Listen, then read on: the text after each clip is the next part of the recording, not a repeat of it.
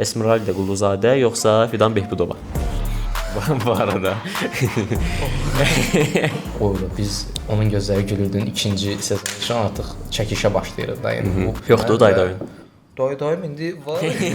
Bilirəm sən yenə intriqa axtarırsan. Kimsə oğlum filmini çəkmək istəsə, ən minimal rasxodu 100 minə gedib çıxar. Yəni düşünürəm ki, mən əyləndiyim yaşlara gəlib çatanda digər uşaqlar hamı Nizatı alqışlayır. Oydu Nizat, bu nə rəngdir? Sən nə edirsən ayamba? İndi açın YouTube-dan baxın, qaranlıq səhnələri görmək olmur. Partnyor olaraq həqiqətən o qədər yaxşı yola verdik, o qədər yaxşı bir-birimizə dəstək olduq ki, bəzi anlarda.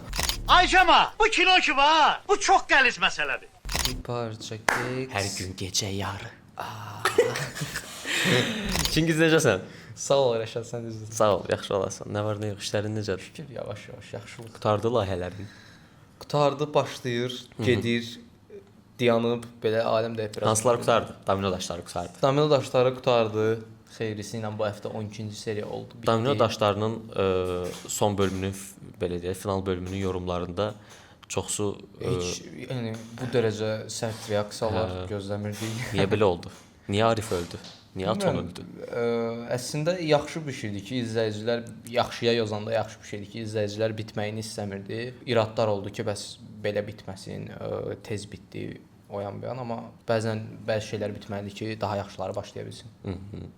Belə deyək, Domino daşları serialında keçən buraxılışımızda Zahir müəllim bizdə qonaq idi, danışdı hər şeyi. Zahir müəllim rejissor kimi öz baxış bucağından dedi, hadisələri gördüyü baxış bucağından. Amma mən istəyirəm ki, sən də aktyor kimi öz belə deyək də baxış bucağından fikirlərini bildirəsən ki, hansı ki ən çətinlik çəkdiyin səhnələr hansılar idi, çəkdiyimiz daha doğrusu. Sənin aktyor kimi çəkdiyin səhnələr hansılar idi? Bunlar haqqında biraz danışaq. Sırf aktyor kimi çətinlik çəkdi. Aktyor oyunu olaraq da belə deyək. Əslində aktyor oyunu olaraq nə yalan deyim, belə Araz çox da Yad biri deyil. aktyor olaraq, yəni yormadı məni.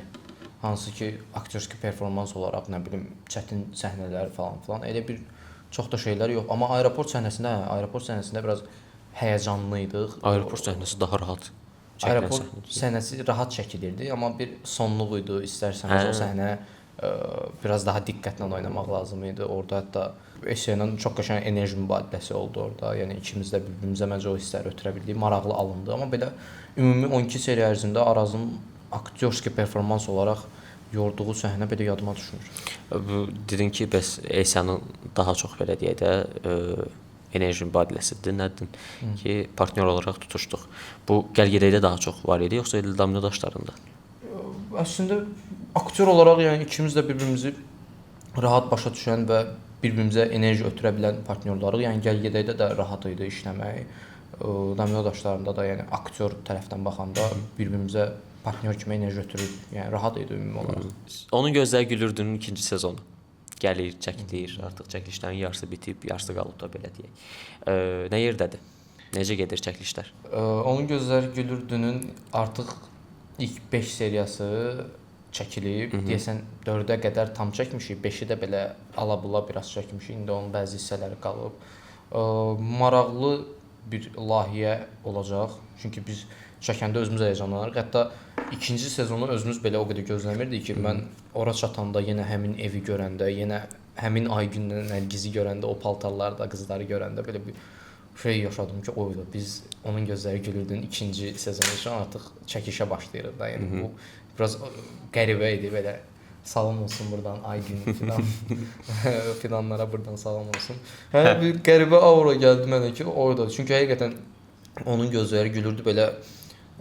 Bilmirəm məndə təkcə belə yoxsa ümumi komandada, amma belə gördüyümə görə ümumi komandada elədi ki, biraz belə göz bəbəyi kimi belə böyütdüyümüz, saxladığımız, dəyər verdiyimiz bir layihədir. Şirindir bizim üçün onun dadı, duzu, istər rayon çəkilişləri olsun, istər sırf o komandanın artıq hər dəfə yol çıxmağı, yəni bir yerdə yol çıxırıq da nəticədə bir həftə, 10 gün gedirik orada bir yerdə qalırıq, bir yerdə nələrsə qatlanırıq, yağış olur, nə bilim istisi olur, soyuğu olur, ac oluruq, tox oluruq, bir yerdə oluruq. Yəni o komanda ilə yenə nəyəsə başlamaq, nəyəsə çəkmək xüsusi belə həm həyəcan verirdi, həm də belə o şirinlik, yəni o çəkiliş anında artıq başa düşürdük ki, bitəndə çox pis olacaq da. Yəni bu sezonda bitəndə yenə deyəcək ki, ayda kaş $1, kaş 3-cü sezonda çəkərdi. Bax, dedin ki, bir yerdə yol çıxmaq falan, hər yeri belə deyək də bütün komanda ilə bir komanda işi görmək. Eyni məsələdə bir misal da var ki, yaxşı adamı deyir, yolda tanıyırsan da, yol çıxanda tanıyırsan. Hansıları yaxşı tanıdın, kimi yaxşı tanıdın yolda? Valla belə əslində bu elə bir layihə idi ki, yola çıxana kimi, yəni hamımız bir-birimizi artıq tanıyırdıq. Yəni əvvəlcədən səmimi olan bir komanda idi. İstər aktyorlar olsun, istər arxa plandakı uşaqlar olsun, özümüzünkülər idi hamısı. Yəni ona görə rahat olduğumuz insanlarla yola çıxdıq. Eləcə də mən də o komandanın içinə daxil oldum. Yəni rahat bir formada da demək olar onun gözləri gülürdü. Setində baş verən problemlər bizim üçün o qədər həll etməyə rahat olur ki, çünki yəni bir problem varsa uzağı maksimum belə ərkimiz çatır bir-birimizə, rahat-rahat deyirik ki, bəs burada bunu düzəldək, burada bunu düzəlt filan kəs, o yan-bu yan. Yəni eləcə də məndə, yəni ona görə hamının bir-birinə ərki çatır deyə çox da rahat keçir. Belə bir xüsusi problemlər yaranmır. Bilirəm sən yenə intriqa axtarırsan. Amma yoxdur. Belə deyək də, əslində Elayın əvvəlki podkastında, Elay Nadirin buraxılışında demişdin, belə tələbəlik illərindən falan danışmışdın da, sırf aktyor sənətinə gəlməyi falan. Ona görə çox mövzularda qalmaq istəmirəm. Buralara link zad yerləşdirərsiniz ki, girib baxarlar. Buralara bir yer. Buralara bir dənə link yerləşdirərsiniz, girib baxarlar əvvəlki buraxılışa. Bu şeyi xatırlatmaq istəyirəm ya da üstündən keçmək istəyirəm ki, bir aktyorun yetişməsi üçün əsas nə lazımdır? Təhsili, istedadı, düzgün yönləndirməsi, yoxsa pulu, özünə yatırımı, əsas nəyə belə deyək də güc yetirməlidir bir aktyor olmaq istəyən şəxs, gənc, uşaq, yeniyetmə? Əslində belə deyim də, yəni artıq 4 il olub və indi 5-ci ilə doğru gedirəm ki, bu sahədə nələrsə eləməyə çalışıram. Eləcə də hamımız komanda olaraq bu yolda məni qabağa çəkən şeyləri fikirləşsəm, deməzdim ki, xüsusi istedad, dayday, pul və yaxud da nə bilim. Yoxdur daydayın. Daydayım indi var. O başqa məsələ. Yəni belə xüsusi bir istedadım olduğuna inanmıram ki, wow, mən Oskarlıq aktyorski performans göstərdim nə bilim nə. Elə bir şey olduğuna inanmıram. Sadəcə olaraq düzgün yanaşma və iradənin nəticəsində, yəni dözümlülüyün nəticəsində bu günlərə doğru gəlib çıxdığımı düşünürəm. Yəni düzdür, hələ yolun çox-çox əvvəllərindəyəm. Bunun bir 100 qatı qədər də yol gedəcəyimi bilirəm, amma bura kimi gəlməkdə bacarmaq üçün dözümlü, iradəli olmalısan ki, davamlı. Çünki çox vaxt bir iş olan kimi, okey, bitdi, əlayam, zoram, bombayam. Artıq hər şey mənə gələcək, əlimin altında, amma yox, elə deyil. Çünki nəsə olursa bunun öz sənə xeyir vermə müddəti olur da, maksimum layihə boyu 12 seriya deyil, misal üçün. Domino daşları bitdi. Mən yenisinə başlamasam maksimum 2 ay. Yəni yolda məni tanıyacaqlar, nə bilim şəkil çəkdirəcəklər, TikTokda editlər olacaq falan, amma 2 aydan sonra yenə sıfır. Buna görə dözümlü olub hər dəfə sıfırdan başlamağı da yaxşı bilmək lazımdır deyə düşünürəm. Laf yaxşı. Universitetə qəbul oldun. Təbrik edirəm. Bu arada. İkinci ildə qəbul oldun. Amma belə deyək də, səndə ana da, ata da, ikisi də İncəsənət Universitetini qurtarıb və ailədə sən də İncəsənət Universitetini qurtaracaqsan. Orada da tanış olublar bu arada. Mama, papa orada da tanış olub. Nənəm, babam da kino studiyada, biri montajçı, biri assistent. Kino aləmini ələ keçirmisiniz kino ailədə. Babam bu arada mənim əməkdar incəsənət xadimi imiş, dünən öyrəndim. Doğrudan? Hə, hətta İncəsənət Universitetində 1 il dərslədim rejissorluqdan. Dayan, əməkdar incəsənət xadimi olmaq üçün birinci əməkdar artist olmaq lazım deyil. Yox, əməkdar incəsənət xadimi əməkdar artistin elə bir ki texniki tərəfi. Yox, əməkdar artist artistdir də o artıq. Babam artist olmayıb, baxı assistent falan oldu. Bildim. Tez öyrənmisən amma. Tez öyrəndim. Hətta evdə bizim evdə medalları falan var imiş. Mamam mənə göstərmirmiş. İndi biraz danışdım o tezə baxacağam onlara. Evdəkilərin reaksiyası necə idi sən universitetə girəndə? Mən gördüm əslində. Mamanı gördüm mən. Sizlər şahidsiz, belə şey olmazdı. Məndən daha çox sevindilər. Çünki nəticədə yəni nənəm babam orada misal üçün oxuyublar və bu sahə üzrə həyatlarını qoyublar, davam ediblər. Nələrsə əldə edə biliblər. Amma Mama Papada elə olmayıb. Oxuyublar və dövrün şəraitinə görə dayandırıblar da. Yəni bu sahə üzrə bir getməyiblər və həmişə də mən nəsə uğur qazananda onların gözündəki sevinci, yəni özlərinin yarım qalan hekayələrinin ardıca mənim düşməyimə çox xoşbəxtdilər və keçən il kəsiləndə də məndən daha pis olmuşdular. Bu il girəndə də məndən daha çox sevindilər, məndən daha çox xoşbəxt oldular və bir övlad olaraq o qədər özümü xoşbəxt hiss edirəm ki, yəni şey deyirlər, xeyirli övlad. Yəni istəsən də istəməsən Xalqın uşağı. İstəməsən də o vibe gəlir sənə ki, mən universitetə girdim və artıq nəsə onların gözündə yəni okeydir də, nələrsə bacardım, düzdür. Nə qədər layihədə olsa, nə qədər ön planda da olsan falan filan, biraz bunu başa salmaq çətindir ki, universitetə qədər mən əslində nələrsə bacarmışam da, amma yox, yəni də onların gözündə universitet ayrı dadı duzu var. Xüsusilə də yəni girdiyim ixtisas, qəbul olduğum universitet onların universitetidir deyənə ayrı bir yeri var da onlar üçün. Əslində o yaş kateqoriyasında olanların bir çoxu İncəsənət Universiteti qutaranların da demək olar ki 90% də olmasa bir 70%, 80% yəni oxuyublar, bitiriblər və davam eləməyiblər. Oxuyublar, bitiriblər, davam eləyib. Bu artıq neçənci dəfədir mən rastlaşıram da bu halla. Bu məncə əsas səbəb elə teatrlardakı maaş ola bilərdi. Əvvəlki dövrdə biraz çox zəif idi. 250-300 manatı aktyorlar işləyirdilər. İndi hardasa yavaş-yavaş düzəlir kino sahəsindəki ödənişlər, qonorarlar, bu belə deyək də teatr sahəsindəki qonorarlar yavaş-yavaş. Böyük ehtimal ki ona görə davam eləməyiblər. Sizdə də. Yəni belə açığı maraqlanmısan heç? Maraqlı soruşanda həmişə yəni o səbəblər gətirilir ki, bəs bitiriblər 99-2000-də, səhv eləmirəmsə o dövrlərdə bitiriblər və Sovetdən təzə çıxmış bir ölkə, yəni zaten ölkənin durumu ortada, bir də incəsənətin vəziyyəti vəbşə də görüblər ki, bəs bu sahədə getsələr biraz əziyyətlər çəkəcəklər, yəni və alınacaqmı, alınmayacaqmı, orası da biraz sual işarəsi. Ona görə də başqa işlərə yönəliblər. Qardaşın tamam ayrı sahədədir amma. Qardaşım tamam ayrı kafadadır. İncəsənətlə yaxından uzaqdan əlaqəsi yoxdur. Ümumiyyətlə əlaqəsi yoxdur, yəni. Qaladan qalaya görürük qardaşı. İstər gələcək planlaması olaraq, istər belə dünyaya baxış bucağı olaraq, yəni uzaqdan yaxından əlaqəsi yoxdur, amma qəbul oldum və qapının ağzında mənə bir çox zənglər gəldi, ailə üzvlərimdən, qohumlardan. Qardaşım yığdı və təbrik edirəm, sağ ol. O qədər xoşbəxt oldum ki, çünki həqiqətən çox belə danışan biri deyil də. Bu mənfi xüsusiyyət deyil, sadəcə o xarakter olaraq, yəni çox danışan, enerjik biri deyil və yığdı mənə, dedi ki, təbrik edirəm, sağ ol. Onun dəyəri, qiyməti mənim üçün başqa bir şey idi. Başlayaq şeydən, daha doğrusu davam eləyək. Domino daşlarından. Hansı ki Domino daşları ilə bərabər bir dənə serial yayımlandı. Hansı ki İctimai TV-də mikrorayon serialı da belə deyək. Buradan da heyətini salamlayırıq. Hansı ki Zaur müəllim də burada qonaq olanda danışdı, öz rejissor baxış bucağını bildirdi. Əslində ortaqda heç bir şey yox idi. Mənə görə də indi müzakirə etsə bu ortalıqda bir şey yox idi. Fanat orduları girdilər ki, ay mikrorayon yaxşıdır, domino daşları yaxşıdır falan filan. Ortada qalan aktyorlar oldu, komandalar oldu ki, bu da normal bir şeydir əslində. Yəni bu özü sevindirici haldır ki, Azərbaycanda hansısa iki seriala görə, yəni bu vəziyyət yaranıb, yəni fanatlar yaranıb, bir-birlərini pisləyirlər. Bu biraz sevindirici haldır, çünki biraz futbolla baxanda, yəni futbol tərəfdən də belədir. Məsəl üçün Türk futbolu belə də ürək açan vəziyyətdə deyil. Amma elə bir fanat orduları var ki, yəni elə bir şou yaradırlar ki, onların milyonlarla xərclədikləri pul, milyonlarla fanatlar, milyonlarla nə bilim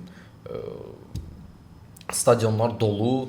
Yəni bu əslində ölkədə inkişaf eləməyə başlayırsa, yəni bunun qığılcımları varsa, bu biraz sevindirici hal olur ki, istər mikrorayon olsun, istər domino daşları olsun, istər başqa layihələr olsun, yəni nələrsə başlayır. Tanıyanda, yəni bunu da qoyub o birini də demirlər də, ikisini də eyni anda deyirlər. Yəni bu özü sevindirici haldır ki, iki dənə seriala baxıblar və seçməyə çalışırlar ki, hansı tərəfdə olsunlar. Yəni düşünürəm ki, bu belə də davam eləsə, yəni hətta daha da güclənsə, Azərbaycan kinosu, Azərbaycan serialı yaxşı bir yerlərə gəlib çıxacaq. İstər maddi olaraq, istər görüntü, yəni şou tərəfindən yaxşı bir yerlərə gəlib çıxacaq. Aktyor olandan sonra həyatın hansı yönü dəyişdi? Yaxşı yönü müsbət yönü, onsuz yaxşı tərəfləri var. Çünki ən azından izləyici səni tanıyır, görəndə, tanıyanda ən azından insan pozitiv olur da belə deyək. Bunun yaxşı tərəfləri var.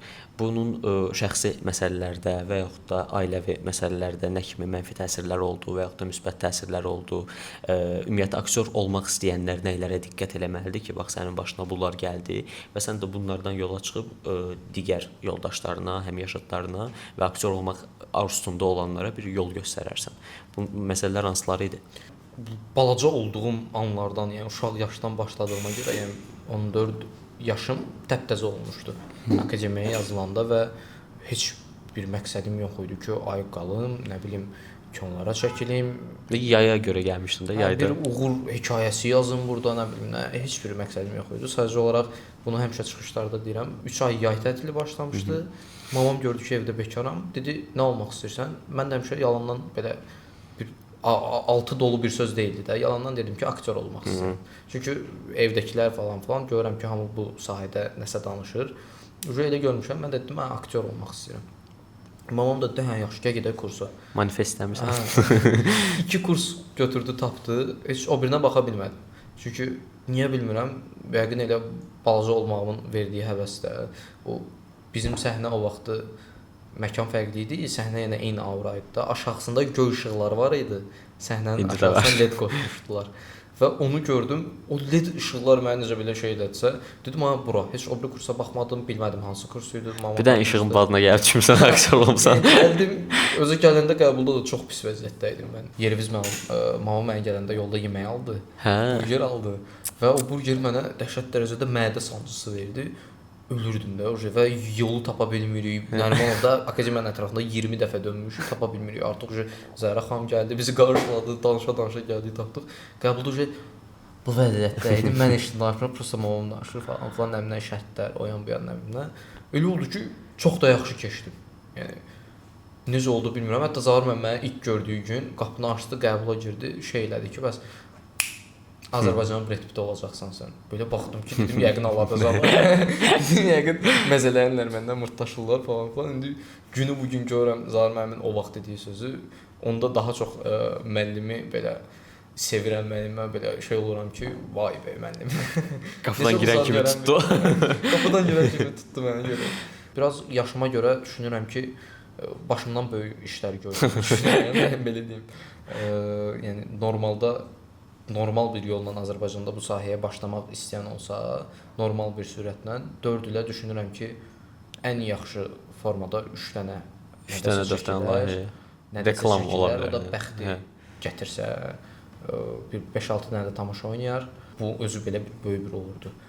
Normal bir yolla, normal bir sürətlə davam eləsə. Amma mən gəldi çıxdı belə 2 qat sürətlə biraz uşaqlığı qırağa qoymaq məcburiyyətində qaldım. Bu bir tərəfdən baxanda yaxşı bir şeydir, bir tərəfdən baxanda gətirdiyi qədər apardığı da olur. Açığı deyim də, dünən qardaşım gillə gəzirəm, onların dostları falan nəminə, inşallah buranı izləməzlər. Yəni baxıram ki, onlar danışır, mən söhbətə belə qulaq asıram da sadəcə olaraq. Onlar belə hiss eləmir ki, mən nə dərəcə qulaq asıram. Danışır və bir məqsədə baxanda, yəni hamısı da məndən 2-3 yaşda olsa, ürəyinizdən bu nə qıtda. Yəni hamısı da məndən 2-3 yaş böyük uşaqlardır. Yəni mən nə görmüşəmsə, onlar mənim bir 1-2 il qabağımı da görüblərdi. Amma belə baxıram, məqsəd desən, mənə məqsəd soruşsan, belə bir siyahı açıb tökə bilərəm ki, mənim bir 5 il sonraki məqsədim, bir 10 il sonraki, mən özümü öləndə bu yerdə görmək istəyirəm. Amma onlara baxıram, təkcə bir məqsəd şeydir, gün xoş keçsin, əylənək. Yəni necəsə eləyək, bu gün əylənək də. Bilmirəm 5-6 il sonra nə olacaq, amma düşünürəm ki, bir tərəfdən belə baxanda o yaşda onu da eləmək lazımdır. Nəticədə yəni 20-li yaşlar, maraqlı gənclik, enerjik həyat, amma bir məqsəd də olmalıdır. Bunlar ikisi də bir balansda qalmalıdır. Əylənəklə yaxşı da işi görməlisən, gələcəyi planlamalısan falan. Düşünürəm ki, mən biraz əyləncəni qısdım. Bu tərəfi biraz izləyici tərəfindən sıxıcı gələ bilər ki, mən biraz daha az əyləndim yaşlılarıma baxanda, amma belə də baxanda bir tərəfdən də mənə qabağa atdı. Amma gələcəyin üçün ən azından o biri uşaqlardan 5-0 öndəsən. Yəni düşünürəm ki, mən əyləndiyim yaşlara gəlib çatanda digər uşaqlar biraz bu belə egoistik səslənir, amma yəni belə onlar da indi əylənirlər də. Hə də. Yəni də mən də indi əylənmirəm, işləyirəm. Oğlum filmindən danışaq. Danışmısan Oğlum filmi haqqında? Oğlum filmindən danışmışdım, yadımdan çıxıb deyəsən. Baxmamışam həmin bura.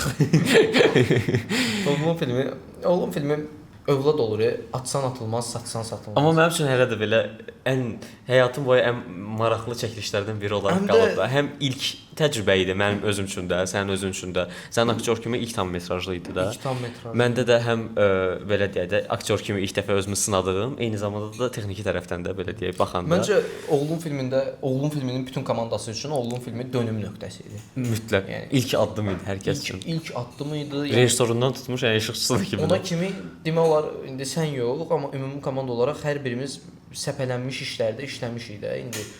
Amma başımızda bir nəzarətçi olub və onun dediyi təlimatlara əsasən götürmüşük onu oradan ora qoymuşuq. Burada belə oynamışıq, orada belə düzəliş eləmişik, amma Oğlum filmi elə bir layihə, elə bir şans idi ki, yəni nəzarətçimiz də özümüz idi, aktyorumuz da özümüz idi, texniki heyətimiz də özümüz idi, məkanları da özümüz danışırdıq. Yəni Oğlum filmi konkret bizə ağzı olsa şey deyirdi də, öyrənin.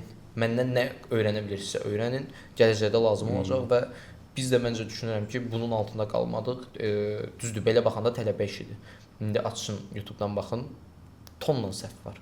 Amma onlar hamısı bizim səhvlərimizdir. Yəni artıq əlimizdən gələn oydu və o səhvlərə qədər orada o qədər də düz var və o qədər düzü biz ilk dəfə öyrənmişik. O səhvləri də ilk dəfə öyrənmişik. İndi növbəti layihələrə baxsan, Oğlum filmində buraxdığımız səhvlər məsəl üçün ən böyük səhv də yəni Nizatın montajda rəngi elə verir. Ay, əvvəl bizə şey gəlirdi. Nə qəşəng rəngi var bu kimi. O baxanda şey o dəfə baxdıq. O baxanda belə hamı Nizatı alqışlayır. Oydu Nizat, bu nə rəngdir? Sən nə edirsən? İndi açın YouTube-dan baxın, qaranlıq səhnələrdə görmək olmur heç bir şey. Yəni bu sonrakı layihə üçün qəşəng bir şey oldu. Dərs çıxartdıq ki, yəni deməli rəngi bu qədər kontrastı artırmaq olmaz. Amma o vaxt bizə baxanda çox şirin gəlirdi, çox qəşəng görünürdü ki, "Vau, biz necə bunu eləyə bilirik?" Yəni Oğlum filmi də ərsəyə gəlibsə, bu da məncə bu tərəfə bağlayıram ki, yəni akademiya sayəsində. Çünki Oğlum filmi özümüz başlasaq, yəni nəticədə texnikaları buradan götürmüşük, buradan öyrənmişik. Yəni sıfırdan kimsə Oğlum filmini çəkmək istəsə, ən minimal rasxodu 100 minə gedib çıxar. Ən minimal çünki. Hər bir şeylə bərabər. Biz bunu 3-4 ay çəkiliş eləmişik. Hər dəfə o texnikaları prakata götürmək, arendaya götürmək, yəni aktyorlar yəqin ki, tanış olmayacaqdı. Yəni hər birisindən azdan çoxdan 3-dən 5-dən Şəkidə çəkib Şəkiyə getməyi, Şəkiyə getməyi, bunun o komanda aç saxlamamalı, nə bilim yol pulusu, o yanı bu yana ən azı pul çıxacaqdı da. Lap yaxşı tələbəni də nəzərə alsaq bir 50 min çıxacaqdı, amma biz bunu öz büdcəmizə çəkmişik, yəni Şəkiyə getmişik. Hamı 3-dən 5-dən bir qazan yeməyinə, nə bilim bacardığımız qədər maksimum hamı bir-birinə dəstək ola və onun dadı duzu, o 8 ay boyu o planlaması, çəkilişi və montajı bizə qatdıqları məncə əvəz olmaz idi və növbəti layihələrdə də onun çox bəhrəsini gördük ki, bəs bunları həm biz Oğlum filmində öyrənmişdik. İndi burada xərcləyə bilərik rahat bir formada. Maraqlı idi Oğlum filmi. Mən ən çox da mənim üçün maraqlı olan şey səhnəsi idi. Gecə Tarelka ilə gəlmişdi bir dənə arvad. Xanım daha doğrusu. Biraz Oğlum filmi məni aktyor cəhətdən biraz yox, çox dəhşətli dərəcədə yormuşdu. Çünki ilk dəfə gələcəkdim elə o məsələlər gələcəkdim ki, ən çox yoran səhnə hansıdır? Oradan hansı partnyorun yorur? İlk dəfə yəni bu dərəcə tam metrajlı bir layihənin baş roluyam və nə də olmasa misal üçün də digərlərinin gündəlik 5 səhnəsi olursa tutağım. Mənim var 10 səhnəm, 15 səhnəm və tempdə qalmalıyam, obrazdan çıxmamalıyam. Real həyatda da artıq bürünmüşəm, saç bura kimi tökülüb, istəsəm də istəməsəm də narkomana oxşuyuram. Oyda 8 ay boyunca bu belə gəzməyəsən. 8 ay boyunca mən saçıma qayçı belə vurmadım da, heç bir şey eləmədim. Nə qədər yığıldısa qaldı hamısı. Və həqiqətən qıraqdan baxan yəqin ki, narkomana oxşadan çox adam var idi o dövrlərdə məni. Görüntü olaraq belə arıqlamışdım. Daha da belə zaten arıq bir insanam, daha da arıqlamışdım. Belə çökmüş vəziyyətdə çəkilirdim və həqiqətən bir dəfə günlərin bir günü Şəkidə çəkilişdə olanda orada elə bir səhnədir ki, mən narkotikdən istifadə edirəm. O səhnənin çəkilişi çox çətindir çünki mən yerə yıxılacağam. Yerdəki taxtalar mismarlıdır və mən elə bir yerə yıxılmalıyam. Mismar deyəndə ki, həm mismardan yanaşı Həm hündürlükdən Həm yıxılır, həm də hündürlük- mismardır. Həm hündürlükdən yıxılıram. Divardan belə mismarlardır, çox dar bir yer. Yerdə full daşdır. Mismar belə olmasa daş mənə əzə bilər də. Yəni çox ehtiyatla çəkəcəyimiz bir səhnə və istəyirik ki, 1-2 dublə çəkək bitsin də bu səhnə. Buna hazırlaşmışam, artıq bütün narkoman modunu açmışam orada, girmişəm, iynə falan filan indi nə qədər öyrənmişik də. Bacardığımı eləyirəm. Rösku gördüm kimsə qışqırır. Heç orada ay sizi belə olasınız falan filan da. Və orada hamı çıxıb gedib artıq Nizat da rejissor olaraq gedib yaxınlaşıb ora. Bizim operator Həsən Həsənlə mən hələ də qalmışıq o səhnəni bitiririk də. Bitirdik oradan biz də getdik. Uşaq yaxınlaşanda xalanın əlində nəlbəki var idi və sıxdı onu. Uzaqdırın gəlməyin. Məndən falan filan. Mən orada and içməyə başladım, belə özümü inandırmağa başladım ki, ay xala, ay xanım, bəs mən aktyoram. Belə bir şey sadəcə olaraq bunlar qrimdir də, belə qollarımı falan göstərirəm. Orada əlimdə iynə var idi, onu göstərirəm ki, bunlar hamısı zərərsiz şeylərdir də, yəni setin ləvazimatlarıdır. İnandırmaq çətin oldu, hətta üstümüzə polis gəlirdi. Yaxşı ki. Danışdıq. İndi Nizatın babasının hörməti sağ olsun. Ən çox belə deyək də, ən maraqlı tanınma halın hansıdır? Ən maraqlı tanınma halım. İnanmıram ki, mənim müşahidəyimdəki qədər maraqlı bir dənə tanınma halım olsun. Yəni yox, Nizat qədər maraqlı deyiləm, çünki oynadığım obrazlar sağ olsun Araz olur, həmişə belə aktyor olur falan filan. Yaxınlaşanda da bir ehtiyat edirlər ki, görəsən mən əks reaksiya göstərirəm. Çünki mən realda da yəni normal gündəlik yolda falan gəzəndə çox belə gülərüz gəzməyi sevirəm. Gəldi deyil. Adını çəkdim. Yolda falan gəzəndə də mən çox belə gülərüz gəzməyi sevmirəm. Çünki həmişə məqsədim şey olur da, gedim çatım mahnımda qulağımda belə gedirəm. Ona görə yaxınlaşanda biraz daha ehtiyat edirlər. Çox da başıma belə maraqlı şeylər gəlmir. Açıq belə gəlirlər, toxunurlar. Siz Araz domino daşları falan filan. Deyirəm hə falan şəkil çəkdiririk, xoşuma gəlir. Çıxıb gedirlər amma Nizat Oğlumda ən çox yoran partnyorun hansı idi? aktyor performansı olaraq bir də Qıcıq olduğum adam var. qıcıq olduğum yox, işləməyi daha çətin olan insan var idi. Bu da ki, yəni mənlə də işləmək Aktyor ona idi, görə herhalde. çətin idi. Yəni atamı canlandıran obraz, yəni Nihat da. Hə. Yəni işləmək bir-birimizlə çətin idi, çünki bir-birimizi real həyatda da o qədər tanımırdıq. Doğrudan Mən belə düşünürəm ki, onun üçün də mənlə işləmək çətin idi. Həm də ilk dəfə olduğu o da utanır. O da utanırdı. Mən də belə ilk dəfə ümumiyyətlə kino qarşısına keçmişdim və görüntüm o vaxtda kimi elə idi ki, sanki belə bir çox da layihə oynamışam. Yox, yəni o da mənim ilk işim idi, o da onun ilk işi idi və istərsəməz misal üçün də biz komanda olaraq hamımız bir-birimizlə səmimi idik, rahat idik falan filan, amma o kurs cəhətdən də təzə qoşulduğuna görə aramıza, yəni bir-birimizi tanımırdıq, belə ehtiyatla yanaşırdıq bir-birimizə. Hətta mən neçə dəfə oldu ki, misal üçün də belə şiddətli səhnələrdə, yəni onun mənə qışqırdığı səhnələrdə şəkidə misal üçün özüm istəmişdim ki, məni qolumdan tutub itələməli idi və mənə şillə vurmalı idi. Mən onun real istədim, çünki texniki tərəfini nə alanım o vaxt bilmirdik. Yəni ki, bunun texnikasını bilmirdik ki, necə eləyək ki, daha inandırıcı olsun Mən və tələbə etdim. tutub dartmağı, o ağrını izləyiciyə ötürməyə falan özüm üçün də çətin olacaqdı və mən ona o rahatlığı dedim ki, məni doğrudan da tut dart nəyi var və şilləndə mənə vur. Bir orada o şey keçdi ki, yox da mən belə eləməyəcəm falan nəmdən. Dedim yox. Nəyirsən elə bunu elə də, çünki özüm üçün də çətin olar ki, texniki sən mənə dartasan, şilləni vurasan, o ağrını göstərməyə falan. Razılaşdıq və elə bir səhnə çıxdı ki, oradan yəni kadr arxasında amma belə oldu, amma onu paylaşa bilmədik, çünki həmin kamera rekdə deyilmiş. Operator kim idi? Həsən idi, ayda. Yəni o kadr, yəni hamının ağzı birinci dublda açıq qaldı ki, bunlar necə belə oynadılar, bir dəfəyə oynadılar. İkinci dəfə çəkmədik onu. Sonra onu ikinci dəfə çəkdik, amma artıq ikinci dəfə öyrəşmişdik. O təsir istər-istəməz pozuldu biraz, o sehri pozuldu. Eyb yoxdur. Amma mənim üçün ən qorxduğum səhnə sizin yerinizə qorxdum. Aktyorların yerinə qorxduğum səhnə şey idi. Bilmirəm bu mənim özümdən asılı olan bir şeydir, yoxsa normaldır. O plekanla zabura çıxırdınız hasara. Hə, Gecə ilə. hə. O mənim üçün ən çox qorxduğum səhnə idi. Yəni aktyora görə qorxurdum orada, özümə görə qorxurdum. Çünki həqiqətən o nərdivan güvən verməyən bir nərdivandır, yedlənən nərdivan və biz onu məqsəd qoymuşduq ki, biz bunu one shot-a, yəni bir dublə götürüb çəkəcəydik də. Yəni başqa bir plan olmayacaqdı orada. Gedəcəydik kamera ilə qapının ağzına, qapını açmağa çalışacaqdıq, nərdivanı görüb onu gətirib qoyub ora çıxıb gedəcəydik və bunların hamısı bir reka gedəcəkdi. O rek səhv etmirəmsə bir 10 dəqiqə oldu da, o rekin sırf özü. Onu da bir yerə qədərini istifadə elədik montajda, çünki tempi salmışdı. O mu bu mu gedək? Gedək. Yaxşı. Çəkildiyin layihələr arasından gedəcək. Çılğın sinif yoxsa çılğın ana? Çılğın ana.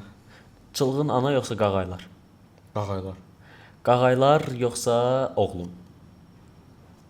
Oğlum. Oğlum yoxsa onun gözləri gülürdü bir? Onun gözləri, onun gözləri gəlirdi. Onun gözləri gülürdü bir yoxsa onun gözləri gülürdü iki? İndi çəkilirdi özün bilirsən necə bir şey olacaqsa. Bitmədiyinə görə də onun gözləri gülürdü bir. Yox da Bitəndən indi özün bilirsən də necə bir şey olacaqsa. Onda 2. 2. Onun gözləri gülürdü 2 yoxsa domino daşları? Onun gözləri gülürdü 2. Onun gözləri gülürdü 2 yoxsa gəl gedək? Təbii ki, gəl gedək. Onun gözləri gülürdü 2. Çox pis reaksiya verdim. Mələk salam. Mələk hər dəfə mənə görəndə deyir, yenə baxmamısan. Neçə partnyor olub hər bir serialda, hər bir filmdə fərqli bir partnyorlarla işləmisən də belə deyək. Ən çox səni yoran partnyor hansı idi? Özüm deyirəm, say, seç özün, yaxşımı? Yormaq barəsində bu aktyor oyunu tərəfdən də ola bilər və yaxud da başqa kadr arxasından da falan ümumi götür. Firuzə Hüseynzadə yoxsa Esmeralda Quluzadə? O bu mu eləyirik? Bəli. Bir də hətta. Bəli. Firuzə Hüseynzadə səni daha çox yorurdu çəkilişdə yoxsa Esmeralda Quluzadə? Okay, açıqlamasını verəcəm. Yaxşı. Kəsərik. Firuzə. Firuzə. Yaxşı. Esmeralda Quluzadə yoxsa Fidan Behbudova? Esə daha. Esmeralda. Fidan Behbudova yoxsa Arzu Mehiyyəddinova? Arzu. İndi də görüm sənin bu qızlarla işin nədir? Niyə yorurlar səni? Ömrün boyu belə deyək də, ömrün boyu bir dənə partnyorunla işləməli olsaydın, hansını seçərdin? Firuzəni, Esyanı, Arzunu yoxsa Fidanı? Ancaq bununla çəkiləcəksən, başqa heç kimlə çəkilməyəcəksən. Fidanla çəkilərəm mən. Fidan? Mırtdaşa Fidanla. Fidanla yəni misal üçün də ayırmaq kimi olmasın, çünki həqiqətən Fidanla o bir-birimizin enerjisi, bir-birimizə atdığımız paslar, bir-birimizə elədiyimiz zarafatlar, bu bizim performansımıza da ciddi dərəcədə təsir edirdi. Çünki mən yenə deyim də hər layihədə öyrənirəm. O demək deyil ki, Fidanla oynayana kimi misal üçün də 5 dənə, 6 dənə layihədə oynamışam, daha çox təcrübəliyəm. O demək deyil ki, mən Fidandan daha yaxşı olacağam. Yəni həqiqətən mənim də düşdüyüm anlar olurdu, onun gözləri gülürdüyünün setində, yəni